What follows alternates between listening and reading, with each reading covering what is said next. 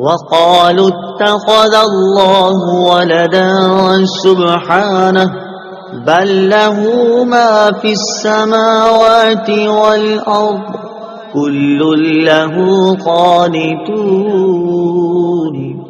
ترجمہ، اور مشرکوں نے کہا اللہ نے اپنے لیے اولاد بنا رکھی ہے، وہ پاک ذات ہے، بلکہ جو کچھ آسمانوں اور زمین میں ہے سب اسی کی ملکیت میں ہے، سب اس کے حضور گردن جھکائے ہوئے ہیں۔ سبحانہ، اللہ پاک ہے۔ تفسیر صراط الجنان میں ہے یہودیوں نے حضرت عزیر علیہ الصلوۃ والسلام کو اور عیسائیوں نے حضرت عیسیٰ علیہ الصلوۃ والسلام کو خدا کا بیٹا مانا، جبکہ مشرکین عرب نے فرشتوں کو خدا کی بیٹیاں قرار دیا۔ جیسا کہ تینوں چیزیں قرآن پاک میں مذکور ہیں، ان سب کے رد میں یہ آیت نازل ہوئی۔ لہو ما فی السماوات، اسی کا ہے جو آسمانوں میں ہے۔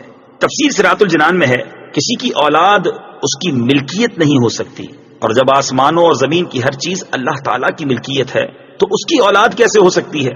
نیز اولاد حقیقت میں ماں باپ کا جز ہوتی ہے، اور آدمی اپنے جز کا مالک نہیں ہوتا۔